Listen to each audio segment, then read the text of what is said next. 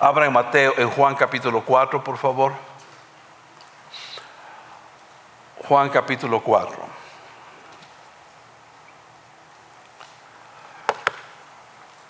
Juan capítulo 4 nos contará una historia de la cual vamos a aprender algunas de las cosas fundamentales. Si no la más importante, es por lo menos fundamental aprender qué es adoración en la Biblia. La adoración, para que usted tenga una idea, Luis nos hizo el favor de compartir brevemente lo que el Señor puso en su corazón al respecto del concepto de adoración. Y si no mal recuerdo, él dijo que es una actitud del corazón. Y es así, es una actitud interna, es una actitud que viene de lo más profundo de nuestro ser hacia nuestros labios, hacia nuestro cuerpo, expresándonos hacia el Señor. La adoración no es solamente parte de una liturgia o parte de un servicio o de un culto dominical. Es una práctica necesaria en la vida cristiana para exaltar las virtudes de Dios y celebración de lo que Él ha hecho. Este no es un nuevo concepto, este es un concepto que usted ha escuchado en esta iglesia una y otra vez. Se lo voy a repetir. La adoración no es parte de la liturgia nada más. La adoración es una práctica necesaria en la vida cristiana para exaltar las virtudes de Dios y celebración de lo que Él ha hecho. Es muy importante que usted internalice ese concepto, porque por eso es que podemos exclamar, ¿cómo es que adoramos? O podemos preguntarnos, ¿cómo es que adoramos? O podemos preguntarnos, ¿por qué adoramos? ¿A quién adoramos? Y nosotros como cristianos nos debemos a las enseñanzas bíblicas. Nosotros los cristianos hacemos todo lo que la palabra del Señor nos inspira a hacer, y lo hacemos de tal manera que nuestra personalidad o nuestra manera de ser individual no es castigada. Seguimos siendo libres de expresarnos como nosotros somos. Por ejemplo, hay personas que son más eufóricas que otras. Hay personas que con facilidad van a alegrarse, con facilidad van a emocionarse, con facilidad van a expresarse, con facilidad van a llegar al éxtasis, pero hay otras personas que no son tanto así, que son personas un poco más tímidas, un poco más recatadas, que su euforia, si mucho, va a ser ¿verdad? Si mucho, su euforia va a llegar a ¿verdad? Mientras que hay personas que su euforia es euforia, es algo extraordinario, es algo que va más allá del simple de algunas personas. Eso no significa que el corazón de uno y el otro sea mejor. Significa nada más que Dios te ha creado de la forma que te ha creado, y que tú en alabanza y en adoración, que de ti en la alabanza y en la adoración, Dios espera que te expreses como tú eres, como tú has sido creado. Eso no estamos creando una cultura robótica de que todos tienen que a la 1, a las 2 y a las 3, ¡hey! Y después a la 1, a las 2 y a las 3, ¡ja! A la 1, a las 2 y a las 3, ¡je, je, je, je! O sea, no se trata de crear una cultura robótica en la que la alabanza y la adoración sea eso, solamente una figura o una manera de expresarse exteriormente, sino que es una condición interna que permite que se expresen las virtudes de Dios y que se celebre la obra de Dios en medio de nosotros. ¿Está usted de acuerdo conmigo? Vamos a abrir Juan capítulo 4 y vamos a leer a partir del versículo 1 al versículo 6. Dice la Escritura que cuando pues el Señor entendió que los fariseos habían oído decir: Jesús hace y bautiza más discípulos que Juan, aunque Jesús no bautizaba sino sus discípulos, salió de Judea y se fue otra vez a Galilea, y le era necesario pasar por Samaria. Presta atención a ese punto específico. Le fue necesario pasar por Samaria. Vino pues a una ciudad de Samaria llamada Sicar, junto a la heredad de Jacobo, que Jacobo dio a su hijo José. Y estaba allí el pozo de Jacob. Entonces Jesús, cansado del camino, se sentó así junto al pozo. Era como la hora sexta, algo así como las 6 de la mañana. No, 6 de la tarde. 6 de la tarde, perdón. Era algo así como 6 de la tarde. Y entonces el punto que usted va a ver aquí, tal vez ahorita usted no le comienza a ver una conexión al tema de cómo adoramos, pero usted lo va a encontrar, va a ver. ¿Alguna vez usted ha menospreciado a alguien? No levante la mano si no quiere. ¿Alguna vez le han menospreciado a usted? ¿Verdad que se siente mal? Pues en la cultura entre los judíos y los samaritanos había ese tipo de relación, de rechazo. Era una relación de rechazo que no era solamente casual, era de todo el tiempo. Quiero que vea en el mapa el recorrido que Jesús debería de haber hizo entre Jerusalén y el pozo de Jacob. Él escogió ir por este camino que usted lo va a ver comparado con el siguiente mapa, en donde la trayectoria la hace paralelamente al pozo básicamente, ¿cómo se lo pongo? No tengo alcance a eso, pero básicamente imagine usted una línea azul saliendo de Jerusalén y yéndose hasta la orilla de donde aparece un río, y más o menos dar toda esa vuelta para llegar hacia Samaria. Lo que él quería, lo que la gran mayoría, gracias por las gráficas, lo que significa eso era que la gran mayoría de personas, en lugar de hacer el recorrido lineal de un punto A hacia un punto B, lo que hacían era irse del punto A yéndose de una manera más circular para evitar tener que pasar por Samaria. ¿Por qué era tan serio? ¿Por qué era por qué había tanto rechazo entre el judío y el samaritano? Era porque en la historia del pueblo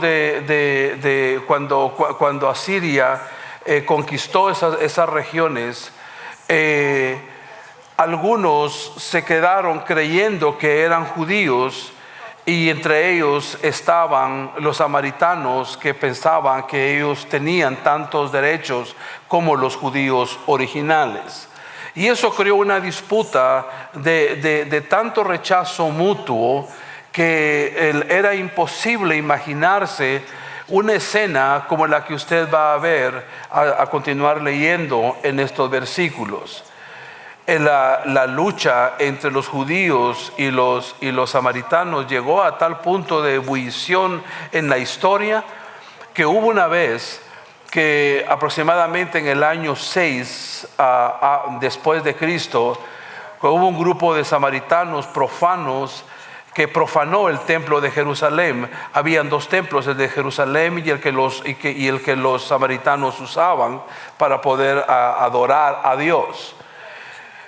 Llegaron al templo de Jerusalén los samaritanos y esparcieron huesos humanos dentro de los pórticos del templo y del santuario durante una fiesta judía llamada la fiesta de la Pascua.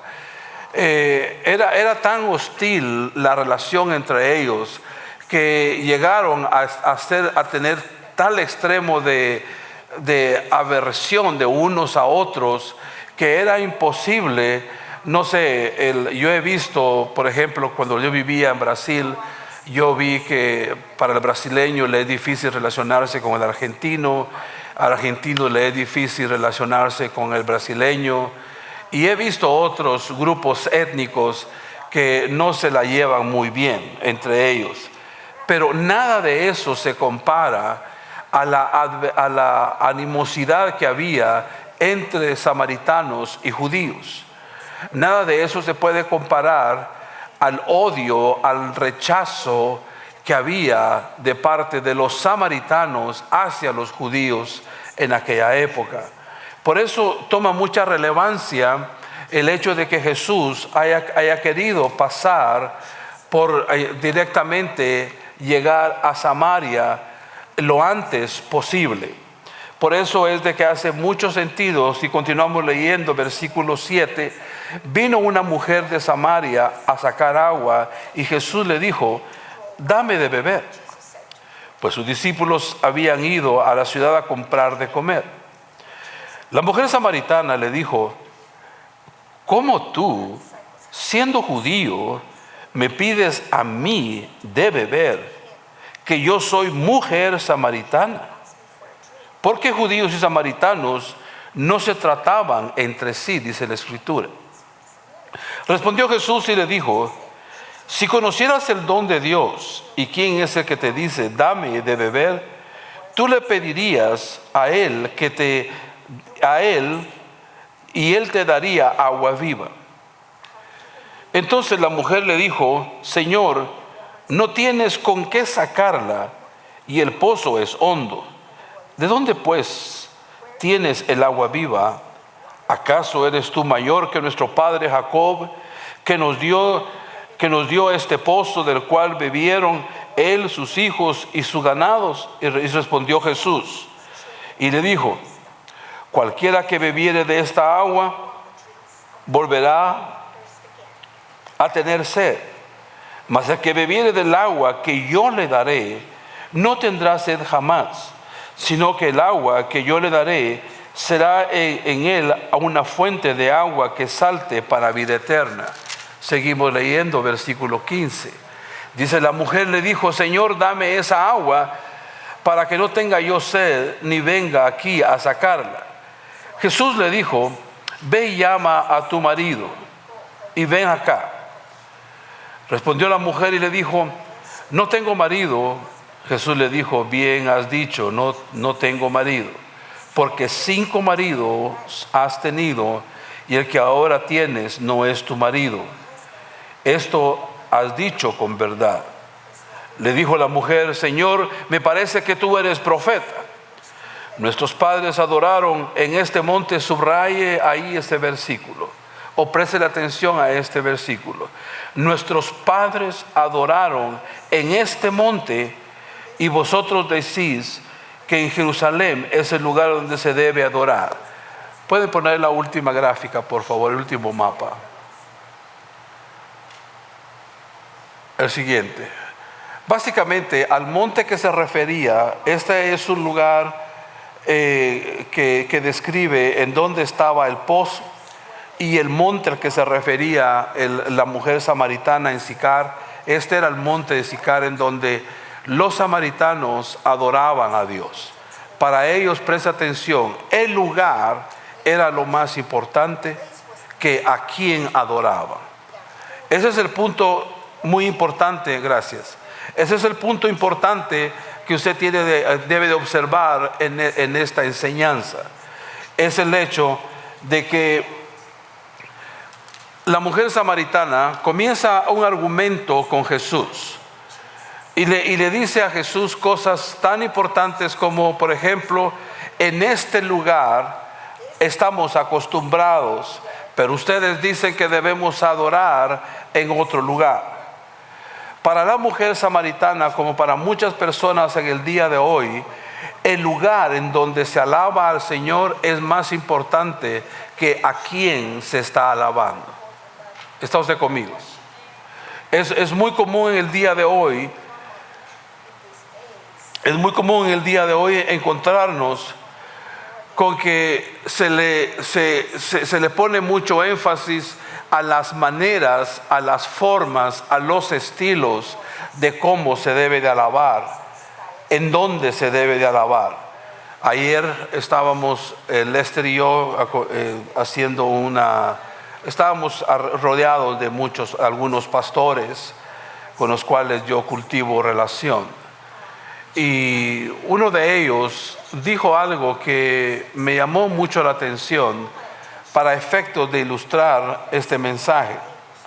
Él dijo: imagínese usted que hay iglesias tan liberales el día de hoy que hay pastores que permiten que los hermanos que están en alabanza vengan con pantalones rotos o con gorra.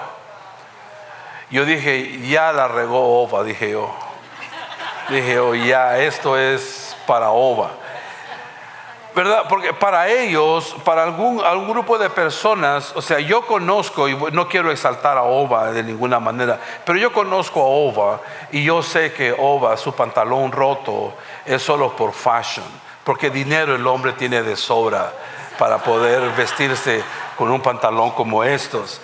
Pero que de su gorra es porque tiene el pelo muy parado, entonces se lo quiere aplastar. No es nada de eso, es simplemente un estilo, es simplemente una forma. Pero la discusión aquí entre Jesús y la mujer samaritana no solamente era en función del lugar en donde se iba a adorar, sino que continuamos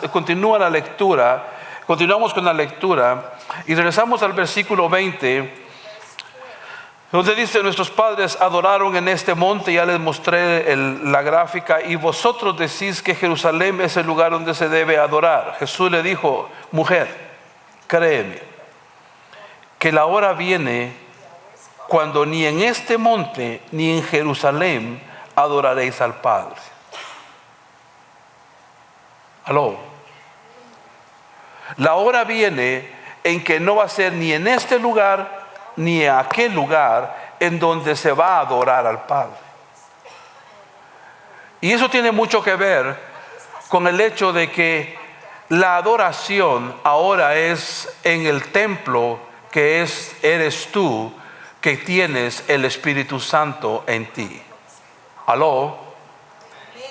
La adoración hoy ocurre en ti, en el templo, porque dice la Biblia que tú eres templo del Espíritu de Dios.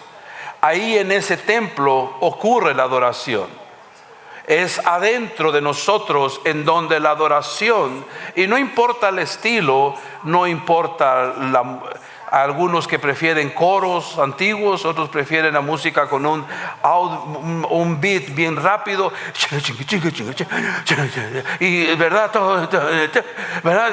otros que prefieren mucho la quietud.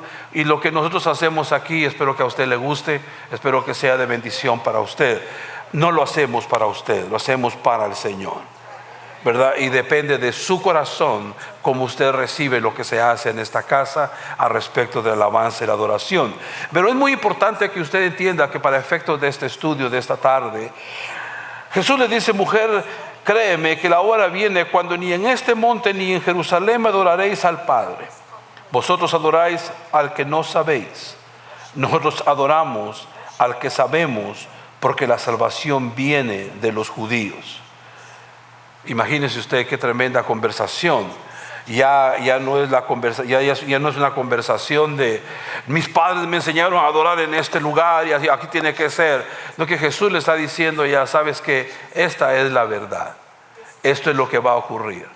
No va a haber adoración ni en este ni en aquel templo, porque los que adoran en este o en aquel templo adoran a algo que no conocen, a alguien que no conocen.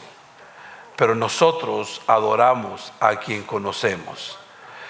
Si usted adora a Jesús verdaderamente, Si usted entiende que su adoración es para Dios, dele un fuerte aplauso a Jesús. Dele un fuerte aplauso a Él. Si usted entiende que su adoración es a Dios, es a Jesús, que no es al lugar, no es al estilo, no es a las formas, sino que es a quién Él es, quién es realmente Dios en tu vida. Dice el versículo 23, mas la hora viene y la hora es cuando los verdaderos adoradores adorarán al Padre en espíritu y en verdad, porque también el Padre tales adoradores busca que lo adoren. Yo recuerdo con mucha tristeza una de mis primeras experiencias haciendo alabanza y adoración en Río de Janeiro.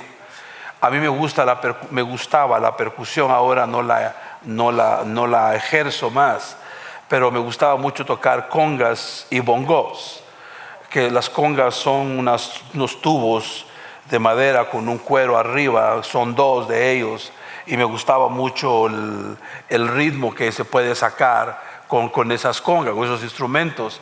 Y los bongos son aquellos que se ponen entre las piernas, que son muy populares para los boleros y ese tipo de música. Suenan muy lindos, y pues yo, con mi emoción de haber aprendido a tocar congas en el mundo, llego al Señor y me hago disponible para el grupo de alabanza en Río de Janeiro. Y de repente estoy ahí tocando mis congas, todo feliz, yo moviendo todas mis caderas y haciendo todos mis mates de conguero y toda la cosa. De repente, al terminar la alabanza, uno de los tantos días, se me acercó una persona y me dijo, usted sabe que lo que usted toca es un instrumento del diablo. Le dije, ¿qué? Así es, straight, no me lo pintó, no me lo suavizó, no le puso mantequilla, nada, solo así, ¡guas! Ese instrumento que usted toca es del diablo. Y yo dije, pues, yo no sé quién lo inventó, pero todos los instrumentos musicales y la música para mí fue creada por Dios.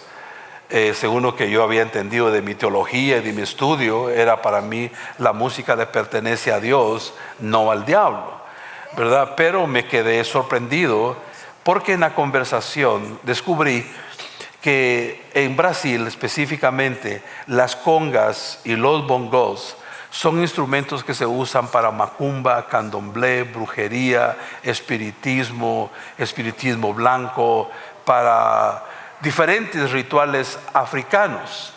Entonces, para ellos, el instrumento de cuero que tiene la forma de una conga, para ellos es un instrumento satánico. Yo no sabía que era parte de la cultura, pero guess what? Continué tocando congas. Continué tocando mis congas y continué tocando mis bongos. Y si de repente Lester se anima y compramos un par, yo les doy un show de eso un día de tantos.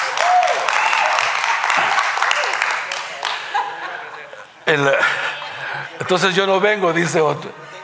Yo tengo unas, yo las traigo. Entonces mi punto aquí es,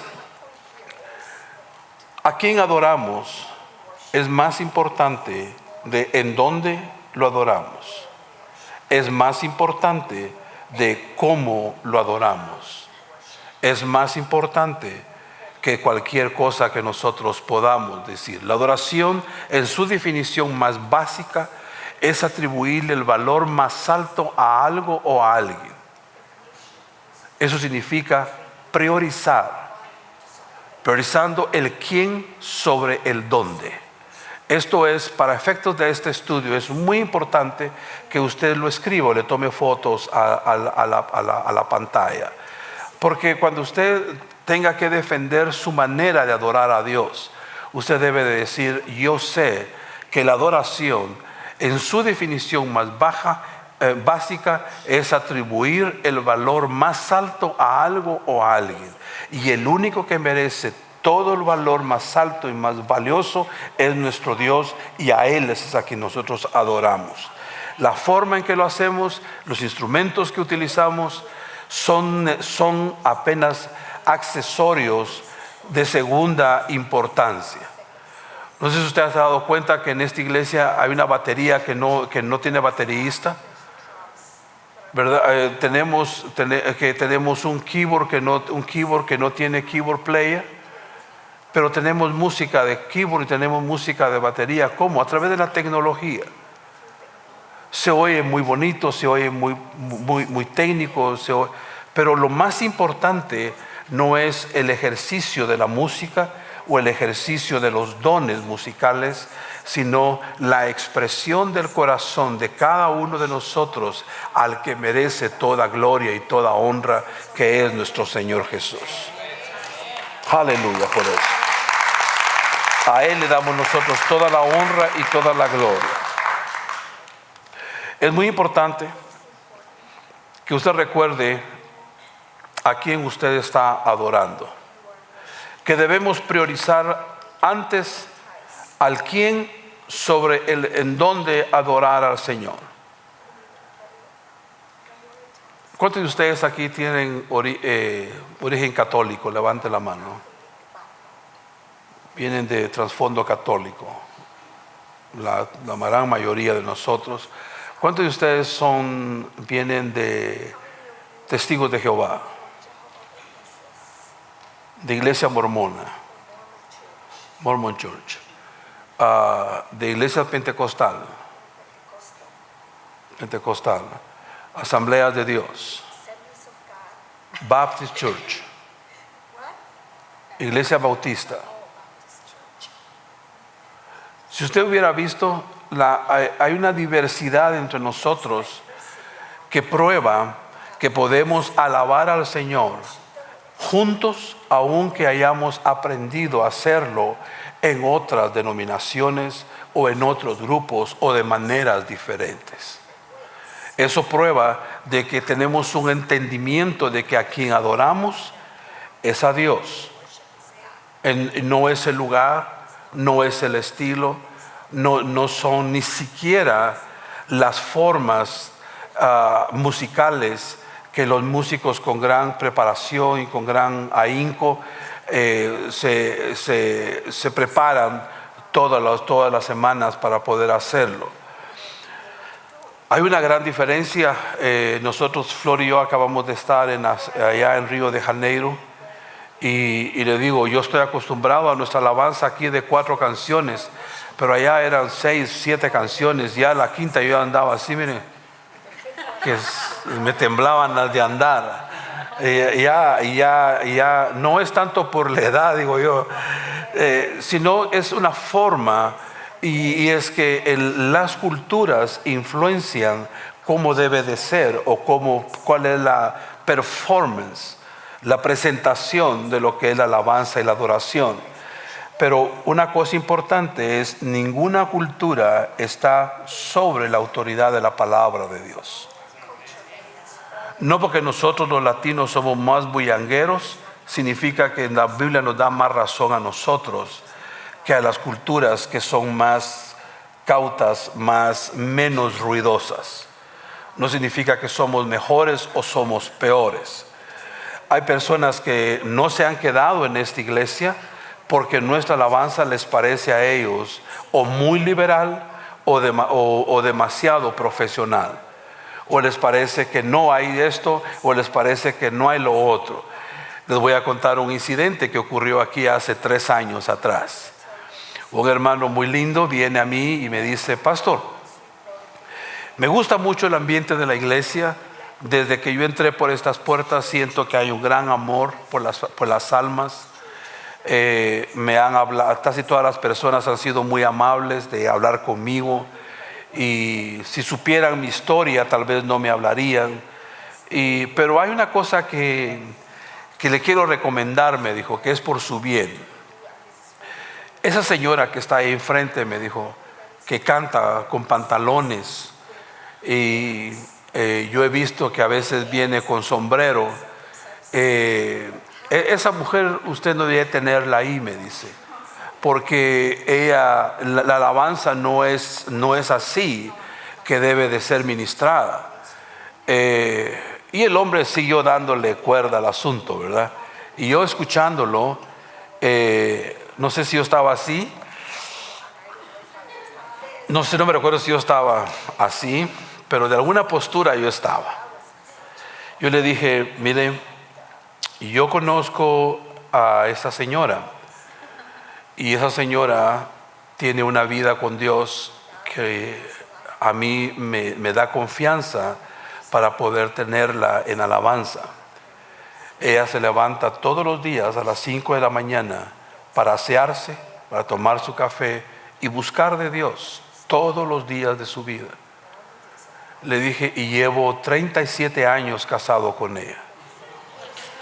El hombre estaba así como, ¿qué? Mi punto no es exaltar a mi esposa. Mi punto no es de ninguna manera atraer la atención a nosotros.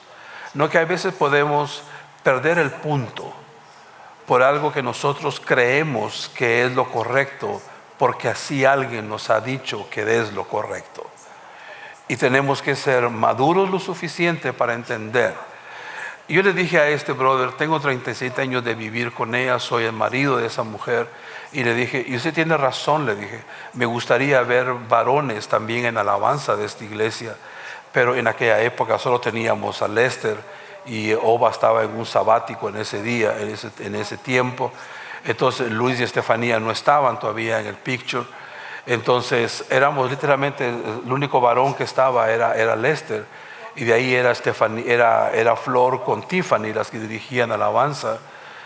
Intentamos con una niña también, otra jovencita que venía con su mamá, y la idea era, hacíamos la alabanza con los recursos que teníamos.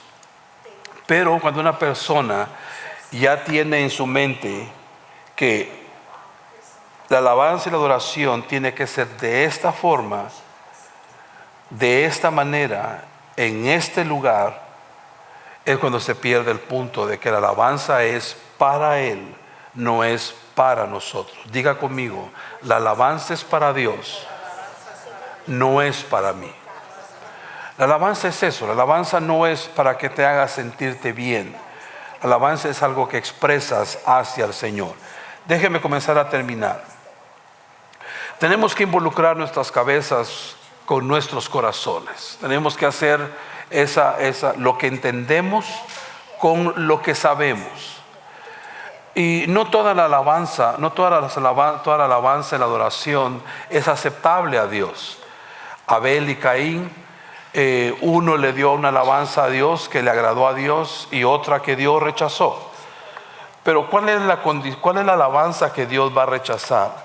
Esa alabanza que viene de un corazón egoísta, viene de un corazón enfermo que busca su propia gloria, no la gloria de Dios. Viene de un corazón que es enfermizo, un corazón egoísta que busca su propia gloria, no la gloria de Dios. Te adoro, Dios, oh gran Señor, nadie es como tú. Yo puedo cantar bonito, exigir que me den un aplauso mientras estoy cantando, pero a mi Dios no le va a agradar. ¿Por qué? Porque mi alabanza y mi adoración está a la procura del alimento del artista, que es el aplauso, que es mírame cómo lo hago, oh gran Señor. Qué vozarrón el que tiene el pastor, ¿verdad? Puedo cantar 2 líneas así, ya la tercera se me va al aire, ya me sale así como, Dios! Me sale como que es un gallo apretado, ¿verdad? Pero mi punto aquí es muy importante que usted lo entienda. Es que tiene que haber una conexión entre su entendimiento y su corazón. Entienda que hay ciertas cosas, cierto tipo de alabanza y adoración que no le agrada a Dios, pero que su corazón es importante para que estén equilibrados en los 2 puntos. Tiene que entender que la alabanza es, una vez más, es para el Señor, no es para nosotros. Hay algo que yo, con lo que le dije, quiero comenzar a terminar. Hay algo que es para mí muy, muy significativo. Y esto es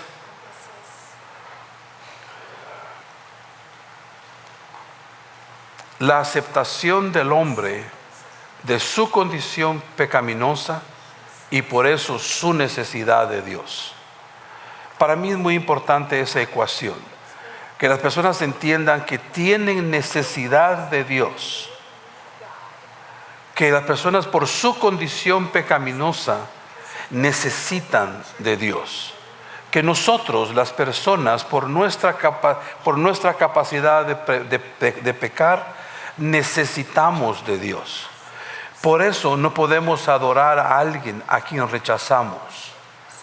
Y yo veo, mis hermanos, con suma preocupación la manera tan leviana, la manera tan superficial que muchos cristianos tienen o ven su vida congregacional.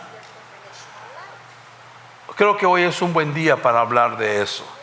Darle prioridad a 2 juegos de soccer versus el venir a alabar y adorar al Señor, a mí me parece que es un asunto que manda un mensaje de poco entendimiento de quién es Dios en nuestra vida semanal.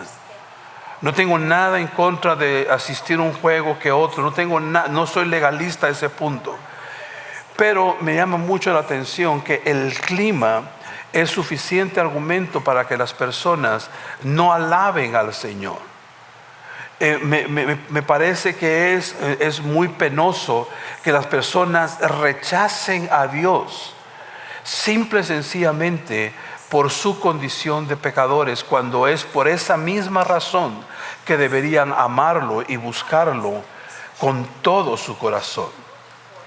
No se puede adorar a alguien a quien se rechaza, y no puedes adorar a quien no sirves. No se puede ni adorar ni servir no se puede adorar a alguien a quien yo rechazo, a alguien que me importa poco, a alguien que voy a la iglesia cuando quiero, abro mi Biblia cuando quiero, oro cuando quiero, sirvo cuando puedo, me meto en las cosas del Señor como quiero. Eso es un rechazo al Señor. Una persona no puede decir: te adoro, Dios, oh gran Señor, nadie es como tú, con alegría en su corazón, si está rechazando a Dios de otras maneras. Esa es la alabanza que no le agrada a Dios. Y este mensaje, este estudio lleva la intención de ayudarnos a todos nosotros a valorizar nuestra relación con Dios y expresarla de tal manera que seamos libres para poder decirle a Dios cuánto lo necesitamos. No podemos adorar a alguien que no servimos. ¿Cómo se puede adorar a alguien al cual nosotros le damos la espalda? Estaba yo ayer en Grace Center. Abrimos las puertas para que el consulado de El Salvador pudiera emitir documentos de identificación y pasaportes. Y el calor allá afuera estaba tal vez a 105, probablemente 100. Estaba un calor insoportable, pero no cabían dentro de Grace, en español, dentro de Grace Center no cabía mucha gente. Entonces tuvimos que dejar gente afuera. Y yo sentía tanta pena por esas personas. Y dije, aunque sea agua les doy, aunque sea un poquito de agua les doy, y ahí va a repartir agua. Sí que si hace falta agua, no, es mi culpa, ¿oíste? Mi punto es, yo no tenía nada que ver con la organización. A última hora una persona me llama para decirme: pastor, me quedaron mal con el local para el consulado de El Salvador, que ya vienen mañana. Inmediatamente me puse las pilas y hicimos lo que hicimos, y como un acto de adoración a Dios abrimos nuestro centro ayer. No quiero que usted le dé la gloria a Grace Center. Quiero que ustedes entiendan, que hay ciertos actos que llevan a las personas a ser cristianos que contagian la alabanza y la adoración. Déjeme decirle qué pasó al final de la actividad. La cónsul y sus dos ayudantes, yo les dije: ¿a ustedes les importa si yo oro por ustedes? Hubiera visto esas 3 mujeres quebrantadas delante de la presencia del Señor. Porque el que adora a Dios en todas sus acciones, que el que glorifica a Dios en todas sus acciones, se convierte en una persona contagiosa. Contagias la alabanza y la adoración. Si yo les contaba la semana pasada que en mi juventud tuve una experiencia de haber llegado a una iglesia, a la primera iglesia que yo fui, y era la iglesia que serví por 22 años. Me llamó la atención que esta hermana tenía las manos levantadas y que danzaba y que se reía. Su alabanza y su adoración me contagió de tal manera que yo no me di cuenta a qué hora yo empecé a hacer lo mismo. Comencé a levantar mis manos y comencé a reírme y comencé a gozarme en alabanza por algo que me contagió. ¿Qué quiero decir con eso, mi hermano? Por favor, quiero que usted vaya conmigo a Juan capítulo 4.